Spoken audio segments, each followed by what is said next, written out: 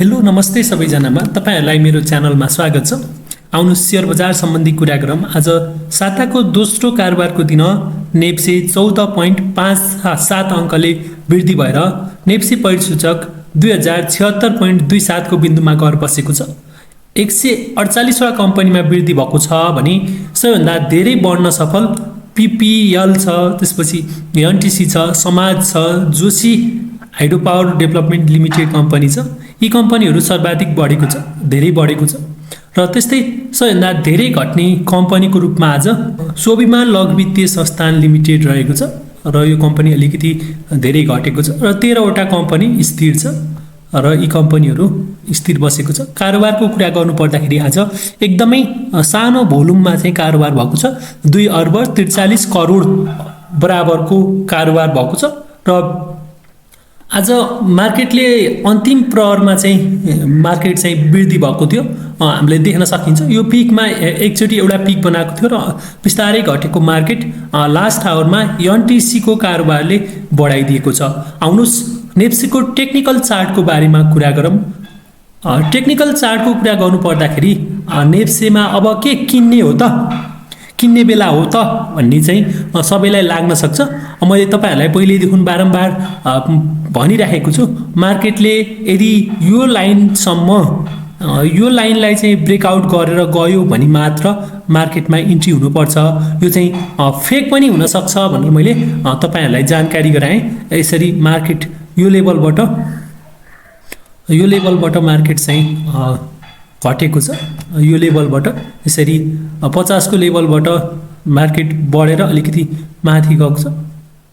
यो लेभलबाट यसरी मार्केटले यदि अबको यो हप्ता यदि मार्केट बिस्तारै माथि गयो र कारोबार रकम पनि बिस्तारै बढ्दै गयो र यहाँबाट इन्ट्री गर्ने यो लेभललाई चाहिँ ब्रेकआउट गरेर कम्तीमा पनि 4 दिन यहाँ मार्केट 4 दिन चाहिँ सस्टेन भयो। यो लेभलबाट माथि कम्तीमा पनि 4 दिन जति मार्केट सस्टेन भयो भने त्यतिखेर हामी यो एरियामा बाई गर्न सक्छौँ। अहिले तत्कालै हामी वेट एन्ड वाचको सिचुएसनमा बस्नुपर्ने हुन्छ। यदि मार्केटले यहाँबाट माथि 2120 भन्दा माथि ब्रेकआउट दिएर केही दिन बस्यो, सस्टेन गर्यो भने मार्केटमा इन्ट्री हुनुपर्छ। नत्र भने अहिले तत्कालै मार्केट बढ्दैमा यसरी मार्केट बढेर माथि जाँदैमा इन्ट्री चाहिँ हुनु हुँदैन भन्ने चाहिँ मेरो विचार छ। मार्केटले यसरी एउटा सानो पिक बनाएर यसरी गइदिएर फेरि यसरी ब्रेकआउट दिन सक्छ। यो लेभलबाट ब्रेकआउट दियो भने मार्केट 2050 कै लेभलमा 2050-60 कै लेभलमा मार्केट आउन सक्छ। तसर्थ अलिकति विचार पुर्याएर यसमा चाहिँ कारोबार गर्नुपर्छ। 60 को लेभलमा 2060 को लेभलमा मार्केट आउन सक्छ। त्यो भएको कारणले गर्दाखेरि अहिले तत्कालै मार्केटमा जानु चाहिँ उचित हुँदैन। मार्केट बढिहाल्यो भने पनि वेट एन्ड वाचकै रूपमा बस्नु होला। यसले माथि गएर यसरी यहाँबाट फेक ब्रेकआउट दिएर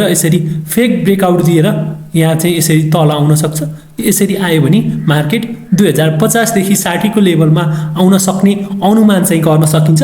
अहिले तत्कालै आत्तिएर मार्केटमा चाहिँ जानु हुँदैन। आज कारोबार रकम पनि थोरै आएको छ। यसको मतलब चाहिँ के हुन्छ भन्दाखेरि लगानीकर्ताहरूले आफूसँग भएको शेयर तत्कालै बेच्न चाहँदैनन्, सस्तो मूल्यमा शेयर बेच्न चाहँदैनन् भन्ने कुरा बुझ्नुपर्छ। यति बुझ्नुभयो भने तपाईहरु मार्केटमा चाहिँ केही जान्नुहुन्छ र अब केही इन्डिकेटरहरू लगाएर हेरौँ मार्केटको अवस्था इन्डिकेटरले कस्तो देखाउँछ त। आज तपाईहरुलाई थाहा पाइसक्नु भएको छ मार्केट अन्तिम प्रहरमा बढेको थियो भन्ने कुरा। म्याग्डी हेरौँ, म्याग्डीले त स्टिल सेलिङ देखाएको छ, तर हिस्टोग्रामको क्यान्डल चाहिँ फिक्का बनेको छ। यसले चाहिँ सेलिङ प्रेसर चाहिँ अलिकति कम छ है भनेर मार्केटमा यसरी जनाउँछ र भोल्युमले पनि त्यही भनिरहेको छ। भोल्युम आउन मानेको छैन। त्यस्तै आरएसआईको कुरा गरौँ। आरएसआईको कुरा गर्दाखेरि आरएसआई अलिकति फर्किन खोजे जस्तो देखिन्छ, तर पनि कम्तीमा पनि यो 58-60 को लेभलसम्म वेटै गर्नु चाहिँ राम्रो हुन्छ। मार्केट बिस्तारै थोरै माथि जान खोजेको जस्तो देखिन्छ, तर पनि त्यो फेक ब्रेकआउट हुन सक्छ।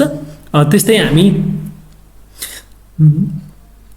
बुलिङ्गर ब्यान्ड हेरौँ। बुलिङ्गर ब्यान्ड हेर्दाखेरि बुलिङ्गर ब्यान्डले पनि के देखाएको छ भन्दाखेरि मार्केट अब यहीँबाट माथि गयो, यो मिडल ब्यान्डलाई चाहिँ ब्रेकआउट गरेर मार्केट माथि चाहिँ बस्यो, यस्तै गरी बस्यो भने चाहिँ त्यतिखेर हामी किन्नको लागि सोच्नुपर्छ। अहिले तत्कालै यहाँबाट चाहिँ माथि नजाँदा जेलसम्म हामी वेट एन्ड वाचकै रूपमा हेर्नुपर्छ र कुनै कुनै स्टकहरूलाई चाहिँ निहालेर बस्नुपर्छ जस्तो मेरो विचारमा लाग्छ।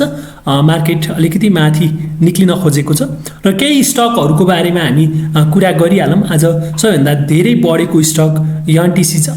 एनटिसी अब एनटिसीमा टावर बनाएको छ। यो टावर चाहिँ के हुनसक्छ भन्दाखेरि फेक टावर हुनसक्छ। यो टावर ढल्न सक्छ। यहाँ पनि माथि एउटा टावर बनाएको थियो। यो लेभलमा कसैले एकुमुलेसन गरेर ग्रुपिजम भएर यसलाई चाहिँ माथि उठाउन खोजिएको हुनसक्छ। त्यसमा चाहिँ अलिकति विचार पुर्याउनु पर्ने हुन्छ। यसरी सिधै बढेको ठाडो बढेको मार्केट चाहिँ खासै टिकेको छैन भनेर हामी बुझ्न सकिन्छ। त्यस्तै पिपिएल छ। पिपिएल माथिल्लो लेभलमा छ। यसलाई होल्डै गर्नुहोस्।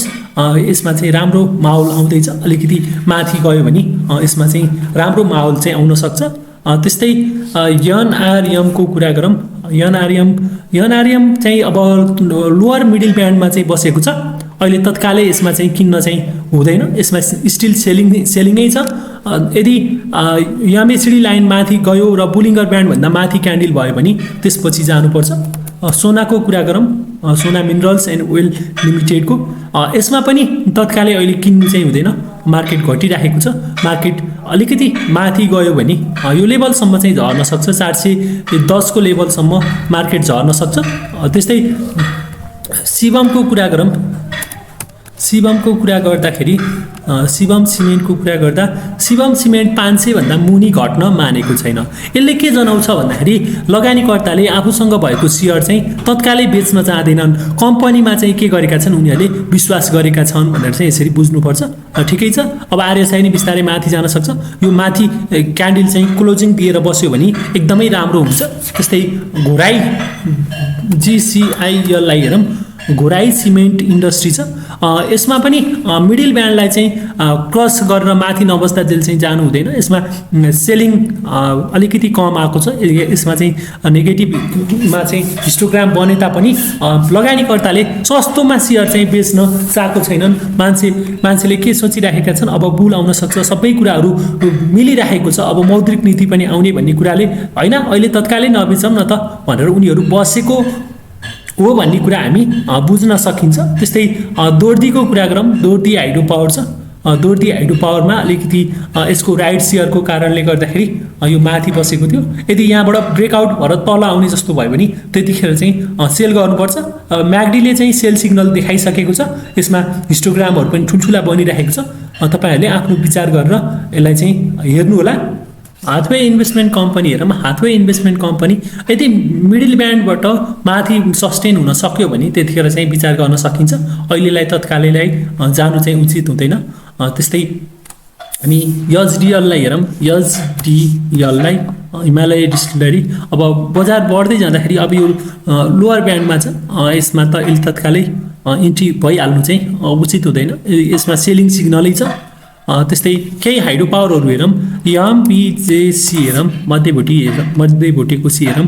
मध्यभोटे कोसी पनि यहाँबाट माथि बस्यो, माथि चाहिँ सस्टेन हुन थाल्यो भने त्यस पश्चात चाहिँ इन्ट्री हुँदा हुन्छ। अहिले तत्कालै इन्ट्री चाहिँ हुनु हुँदैन भनेर चाहिँ बुझ्नु पर्यो। त्यस्तै सिएचसिएल चिलिमे हाइड्रो पावर हेरौँ। चिलिमे हाइड्रो पावर यसमा पनि राम्रो माहौल आएको छ। अलिकति तलै आएको रहेछ। 488 को लेभलमा छ। यदि यहाँबाट बिस्तारै माथि जाने जस्तो भयो र म्याग्डीमा पनि एउटा सिग्नल आयो भने त्यतिखेर यसमा चाहिँ जोइन हुनुपर्छ। यसमा इन्ट्री गर्नुपर्छ जस्तो लाग्छ। त्यस्तै महिला लघुवित्तको हेरौँ।